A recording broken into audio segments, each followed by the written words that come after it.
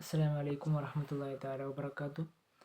അപ്പോൾ ഇന്ന് നമ്മൾ 12ാമത്തെ ചാപ്റ്ററാണ്, ഓർഗനൈസേഷണൽ ബിഹേവിയറിൻ്റെ 12ാമത്തെ ചാപ്റ്ററാണ് ചർച്ച ചെയ്യുന്നത്. ചാപ്റ്ററിൻ്റെ പേര് കോൺഫ്ലിക്റ്റ് ആൻഡ് നെഗോട്ടിയേഷൻ എന്നുള്ളതാണ്. സംഘട്ടനം, അതുപോലെ കൂടിയാലോചന എന്നൊക്കെയാണ് ഉദ്ദേശിക്കുന്നത്. അപ്പോൾ ഒരു ഓർഗനൈസേഷനിലുള്ള കോൺഫ്ലിക്റ്റുകൾ, വ്യത്യസ്ത പാർട്ടികൾ തമ്മിലുള്ള കോൺഫ്ലിക്റ്റുകൾ, അല്ലെങ്കിൽ അവർ തമ്മിലുള്ള നെഗോട്ടിയേഷൻസ്, കൂടിയാലോചനകൾ, ഇതൊക്കെയാണ് ഇതിൽ പ്രധാനമായും ചർച്ച ചെയ്യുന്നത്. അപ്പോൾ ആദ്യമായിട്ട് എന്താണ് കോൺഫ്ലിക്റ്റ് എന്നുള്ള കാര്യം നമ്മൾ മനസ്സിലാക്കണം. അപ്പോൾ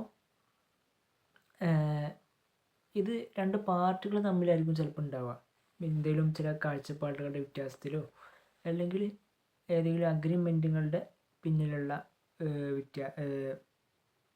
അഗ്രിമെൻറ്റ് ലംഘനമോ അല്ലെങ്കിൽ മറ്റു കാര്യങ്ങളൊക്കെ വഴി എന്ത് ചെയ്യുക, പരസ്പരം രണ്ട് പാർട്ടികൾ, രണ്ട് കമ്പനികൾ, പരസ്പരം ഓർഗനൈസേഷനുകൾ തമ്മിൽ കോൺഫ്ലിക്റ്റ് ആവുക, എതിരാവുക എന്നുള്ളതാണ്.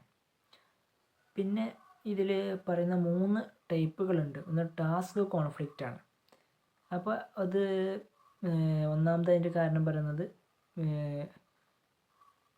ഡിസഗ്രിമെൻറ്റ് അബൌട്ട് ഗോൾസ് ആണ്, പ്രൊസീജിയേഴ്സൊക്കെയാണ്. ഏതെങ്കിലും പ്രൊസീജിയറും കാര്യങ്ങളൊക്കെ അഗ്രിമെൻറ്റിലുണ്ടാകും. ആ ഒരു പ്രൊസീജിയറിന് എതിരായിട്ട് ചെയ്തിട്ടുണ്ടാകും ഒരു പാർട്ടി.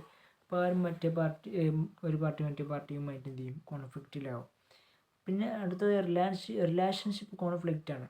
അതായത് അത് പരസ്പരം പേഴ്സണലായിട്ടുള്ള ടെൻഷനുകളും കാര്യങ്ങളൊക്കെയാണ് അതിലുണ്ടാവുക.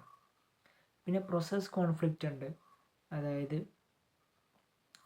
ഇതിൽ പ്രത്യേകമായിട്ടുള്ള ടാസ്കുകൾ ഉണ്ടാകും ഇവർക്കിടയിലുള്ള. അപ്പോൾ അതിലുള്ള ഓരോ പ്രശ്നങ്ങൾ കാരണം ആണ് പ്രോസസ് കോൺഫ്ലിക്റ്റ് എന്ന സംഭവം വരുന്നത്. അപ്പോൾ അതിൻ്റെ പ്രൊസീജിയറുകളും കാര്യങ്ങളും എങ്ങനെയൊക്കെ പോകണമെന്നുണ്ടാകും. ആ ഒരു പ്രോസസ്സിന് എതിരായിക്കൊണ്ട് നടന്നു കഴിഞ്ഞാലാണ് അതുണ്ടാവുക. പിന്നെ 5 കോൺഫ്ലിക്റ്റ് മാനേജ്മെൻറ്റ് സ്റ്റൈലുകൾ ഇതിൽ വിശദീകരിക്കുന്നുണ്ട്. ഒന്ന് കോമ്പറ്റിംഗ് ആണ്, പരസ്പരമുള്ള ഒരു മത്സര ബുദ്ധി. പിന്നെ അതുപോലെ രണ്ടാമത് കൊളാബറേറ്റിംഗ് ആണ്, പരസ്പരം സഹകരിച്ചും കൊണ്ട് എന്ത് ചെയ്യുക, മുന്നോട്ട് പോവുക എന്നുള്ള.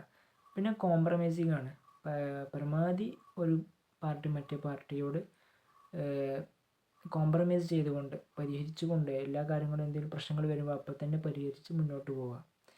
പിന്നെ അവോയ്ഡിങ് ആണ്.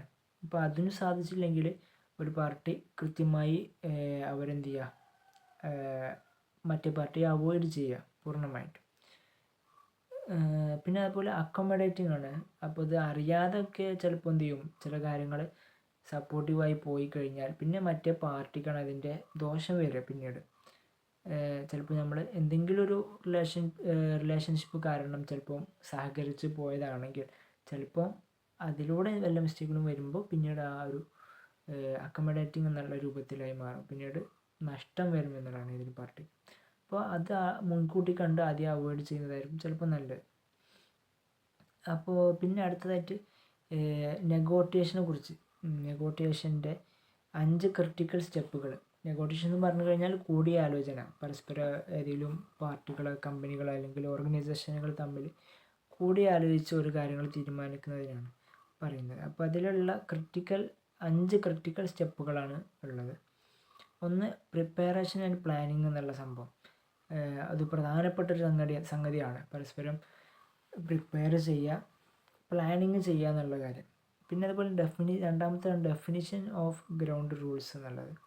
പിന്നെ മൂന്നാമത് ക്ലാരിഫിക്കേഷൻ ആൻഡ് ജസ്റ്റിഫിക്കേഷൻ. ഈ കാര്യങ്ങളെ ഒന്നുകൂടി ക്ലിയർ ആയിട്ട് എന്ത് ചെയ്യുക, കാര്യങ്ങളെ ബോധിപ്പിച്ച് മനസ്സിലാക്കിക്കൊണ്ട് ചെയ്യുക എന്നുള്ള സംഭവം. പിന്നെ ബാർഗനിങ് ആൻഡ് പ്രോബ്ലം സോൾവിങ് എന്നുണ്ട്, അത് 4ാമത്തെ സ്റ്റെപ്പാണ്. എല്ലാം നമുക്ക് വായിക്കുമ്പോൾ മനസ്സിലാവുന്ന കാര്യങ്ങളാണ്. പിന്നെ ക്ലോസർ ആൻഡ് ഇംപ്ലിമെൻറ്റേഷൻ എന്നുള്ള ഒരു 5ാമത്തെ സ്റ്റെപ്പ്. പിന്നെ ഡിസ്ട്രിബ്യൂട്ടീവ് വിഎസ് ഇൻ്റഗ്രേറ്റീവ് ബാർഗനിങ്. രണ്ട് ബാർഗനിങ് തമ്മിലുള്ള ഡിസ്ട്രിബ്യൂട്ടീവായിട്ടും അല്ലെങ്കിൽ ഇൻ്റഗ്രേറ്റീവായിട്ടുള്ള ബാർഗനിങ്ങിൻ്റെ ഈ വ്യത്യാസം എന്തൊക്കെയാണെന്നുള്ളത് പറയുന്നുണ്ട്. പിന്നെ പ്രധാനമായിട്ടും കാര്യങ്ങളാണ് ഇതിൽ പ്രധാനമായിട്ട് ചർച്ച ചെയ്യുന്നത് ഈ ചാപ്റ്ററിൽ. പിന്നെ പ്രാക്ടിക്കൽ ടിപ്സുകളുണ്ട്, ഇതൊന്നുകൂടി സക്സസ് ആവാനുള്ള പ്രധാനപ്പെട്ട ടിപ്സുകളും കാര്യങ്ങളൊക്കെ ഇതിൽ പറയുന്നുണ്ട്.